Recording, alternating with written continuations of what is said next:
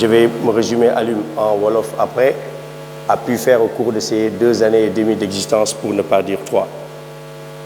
Je suis à la fois, comme je le disais, heureux et honoré de participer à ces travaux dans le cadre de vos assemblées générales, dont le thème est les perspectives de territorialisation des politiques publiques de notre nation dans un contexte de relance de la politique de l'emploi, je dirais même de la relance de l'économie de façon globale. Je suis à la fois, je dirais, juge et partie, dans le sens où les décisions que nous prenons au jour le jour concernent les populations parmi lesquelles nous vivons en tant que jeunes, et nous comprenons le problème des jeunes et des femmes. Et j'ai entendu aussi ce que disait tout à l'heure un des représentants du maire de Pout, et j'étais chez lui hier pour visiter une ferme que nous avons financée. Comme vous le savez tous, depuis plus d'1 an maintenant, le Sénégal, comme tous les pays du monde, font face à la crise de la pandémie, la Covid-19, et toutes les économies ont été impactées de façon négative. Malgré cela, le chef de l'État, le président Macky Sall, a mis en place des mesures qui ont permis d'atténuer les impacts de la crise à travers le plan de résilience, le plan de relance. Et aujourd'hui, ce qu'il est commun d'appeler le plan d'urgence, sur lequel nous sommes en train de travailler pour accompagner les jeunes et les femmes à travers le pays pour ce qui nous concerne. Et cela, nous ne saurons le faire sans l'appui des collectivités territoriales et locales que vous représentez, tous autant que vous êtes maires, députés, mais aussi présidents des conseils départementaux, etc. 30 et 43,8, ce sont des chiffres qui sont cruels et que nous avons eus avec l'Agence de la statistique et de la démographie, qui correspondent respectivement au taux de chômage des jeunes de ce pays, mais aussi des femmes. Et ces conséquences dramatiques, marquées par la précarité sociale et économique, vous le constatez vous-même tous les jours dans vos communes, à travers l'exode rural, l'émigration, notamment des fois clandestine, pour aller chercher des lendemains meilleurs. Près de 60% de la population sénégalaise sont des entrepreneurs individuels. C'est l'Agence de la statistique et de la démographie du ministère de l'économie qui l'a dit. Je présidais moi-même en tant que conseiller technique auprès du ministre des Finances de l'époque, Amadou Ba, président du comité de pilotage de l'Agence de la statistique et de la démographie, avec le DG du port qui était directeur général en ce moment de l'agence. Nous avons fait le tour du pays.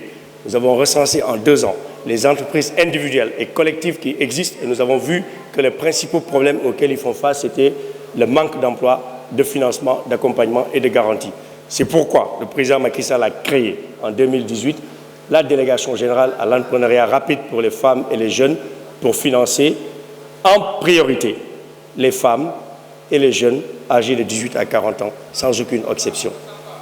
Et quand on l'a fait, aujourd'hui les chiffres sont là, on peut les projeter, il y a une borne qui est là, 552 communes, je peux même dire 57, ont tous eu au moins 10 millions de francs CFA.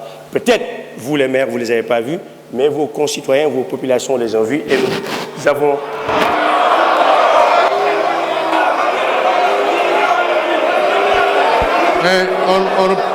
Monsieur le maire, Diouf Sarr est là. S'il vous plaît.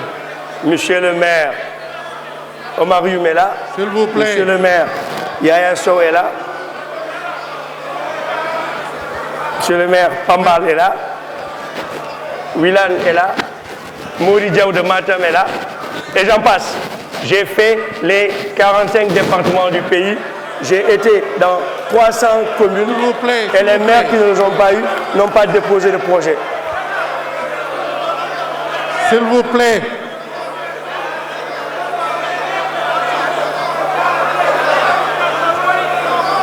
On ne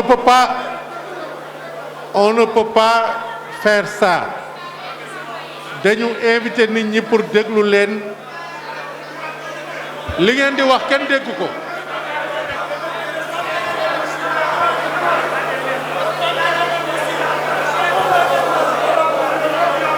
ànd leen ak dal.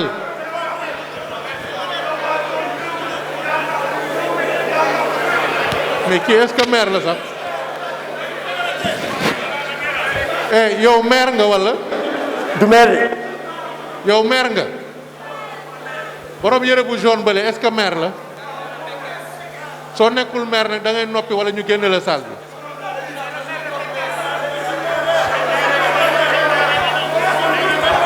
may leen ñu mais mënumaa xàmmee maire yëpp ma ne soo nekkee maire da ngay ñaan parole jarul ngay toll foofu di yuuxu parce que kenn du la dégg. alors may leen ñu mu continuer communication am su paree ngeen seet ndax ñan ñoo ciy tontu ñu tontu ko parce que leneen luñ fi def bokkul ak teggin ñun ñoo ko fi invité nañu déglu lu muy wax voilà. Monsieur le Président, merci. Comme je le disais, les 552 communes du Sénégal ont pu bénéficier des financements de la DRFJ. Les chiffres sont têtus et ne mentent pas. Quand le président de la République a créé la DER, la seule instruction qu'il m'a donnée, c'est de financer les jeunes et les femmes de ce pays sans aucune distinction politique, sans aucune distinction religieuse. Le président Macky Sall ne m'a jamais appelé pour me dire « finance-moi Aliou Sow, Sherba ou tel ». Et il ne le fera pas parce qu'il sait que je ne le ferai pas. Il faut que les choses soient claires. Aujourd'hui, la DER est dans les territoires. Nous avons des points focaux dans tous les départements du pays. Et nous allons signer aujourd'hui une convention avec l'Association des maires du Sénégal pour avoir un bureau dans toutes les communes du Sénégal pour rapprocher la DER des populations. Ceci pour avoir des services financiers de proximité à l'image de ce que nous appelons le nanocrédit. Avec Pikine, nous avons pu mettre en place ce que nous appelons le financement de proximité pour les femmes de 10 000 à 300 000 francs. Et aujourd'hui, avec 80 millions de mises, nous sommes à plus de 600 millions d'investis, avec 90% de taux de recouvrement des femmes qui vendent du poisson et des légumes au marché aux poissons. Et nous avons été visiter le ministre Diouf Sarr il y a quelques jours et nous allons ouvrir le prochain marché à Yoff, sur Médioune, et on va aller crescendo sur toutes les communes du Sénégal. Et pour être plus précis, Monsieur le Président, si vous acceptez, étant donné que j'ai été interrompu 3 minutes, j'ai 3 minutes de bonus. La première difficulté qui a été éprouvée, c'est les entrepreneurs, c'est l'accompagnement non financier. Les aider à structurer leurs projets. Et nous l'avons fait avec des structures d'accompagnement, mais nous-mêmes, nous avons financé des associations, des GIE, qui ont aidé les entreprises individuelles ou comme collectifs à avoir le registre de commerce linéaire que nous payons pour permettre aux jeunes femmes de développer leurs projets. Nous avons investi à date 60 milliards de francs CFA. Et ici, c'est le lieu de le dire, je pense que vous en parlerez avec les chefs de l'État tout à l'heure. L'État avait prévu dans le budget 90 milliards, c'est-à-dire 30 milliards par an entre 2018 et 2020. Mais malheureusement, force est de constater que nous n'avons pas mobilisé plus de 47 milliards de francs CFA. Malgré cela, nous avons financé 60 milliards de francs CFA avec un effet de levier auprès des banques et nous avons touché 106 000 bénéficiaires sur l'ensemble du territoire et nous avons les projets individuellement par commune, par quartier, disponibles avec les registres de commerce et les certificats de résidence que vous, maires, avez fait au bénéfice de ces bénéficiaires. Enfin, quelque chose qui est important, l'ADER a pu mobiliser, grâce à la garantie de l'État, 100 milliards de francs CFA avec la Banque africaine de développement, l'Agence française de développement, pour financer ce qu'on appelle le projet d'appui et de valorisation des initiatives entrepreneuriales sur l'ensemble du territoire national, des projets dans l'artisanat, les tailleurs, les cordonniers, les mécaniciens, les menuisiers, l'agriculture, que ce soit les semences, l'engrais. Cette année, avec le ministre Moussa Baldé, c'est nous, l'ADER, qui avons structuré 4 milliards de francs CFA pour acheter le petit matériel agricole, les dabas, les houssines, les tracteurs, les offsets, les moissonneuses-batteuses. C'est nous, l'ADER, qui les avons financés pour 4 milliards et d'ici le mois de juin, les tracteurs 100 seront là avec les offsets. Et Monsieur le Président, nous sommes allés plus loin grâce aux demandes des maires de la région du sud, de la zone de Niayes, notamment à Noto-Gouidjama, jusqu'à Guir, vers l'île Amorphile, à Ndiayen Pendao très exactement. Nous allons mettre des hangars de stockage de 1000 à 2000 tonnes qui vont permettre de conserver l'oignon et la pomme de terre qui pourrit sur la zone de Niayes et l'anacarde dans la zone sud. Et vous me permettrez en quelques secondes de parler de cette filière. N'eût été l'intervention de la délégation en 2020, nous aurions connu un drame social et économique dans la région sud, parce que c'est nous, l'ADER, qui avons mis 3 milliards sur la table et levé 9 milliards pour que ce soit 12 milliards pour acheter, stocker, transformer et exporter la noix de cajou de Ziguinchor, du Kolda, quand les Chinois, les Indiens et les Indonésiens ne pouvaient pas venir à cause de la pandémie. Et l'arachide, nous avons mis, et j'allais en venir, 3 milliards avec Asprodep. Vous pouvez demander, moi-même j'ai été à Kaolack, Kaffrine, Fatick, Kermbouki, toute la zone pour acheter, mettre les semences, mettre l'engrais, permettre aux gens d'acheter des sacs et de vendre cet arachide à Copéol ou à la Sonacos. Nous ne parlons pas, nous faisons les choses en douce et c'est du visible, c'est du concret. Vous allez toujours dans la région de Kaolack, Fatick, Kaffrine. C'est 3 milliards que nous avons mis dans la structuration de la filière sel, de Komboki, à Faoui, à Fimela, à Palmarin, à Diofior. Toutes ces régions, nous avons mis 3 milliards pour acheter le sel de ces productrices de dames. Nous leur avons donné des gants, de l'iode, des ressources pour 3 à 4 mois pour leur permettre de produire du sel de qualité et de le vendre à Patisen ici. Et maintenant, on a un schéma de contractualisation et nous sommes en train de travailler avec Sel d'Afrique et une unité qui s'appelle les comptoirs du sel pour promouvoir la transformation du sel sénégalais et le consommer du sel sénégalais. Enfin, Monsieur le Président, je terminerai là.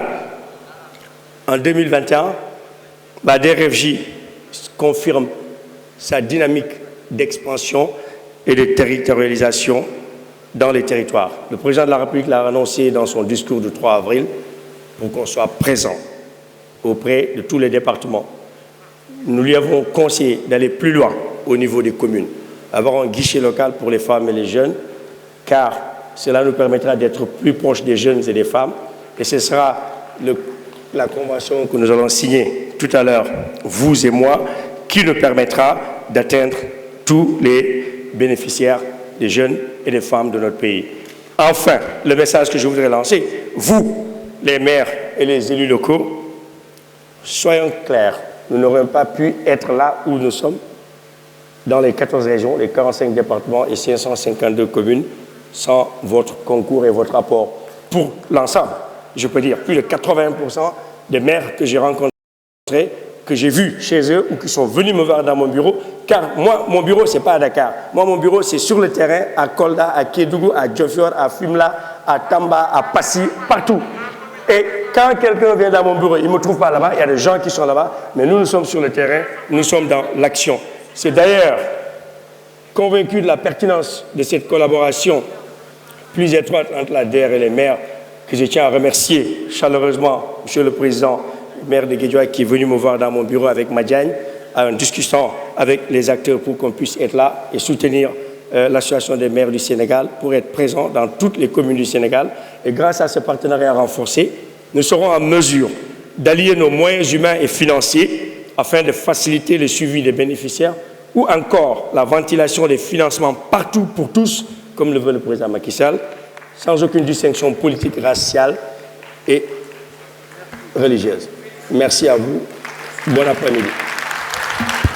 Merci beaucoup.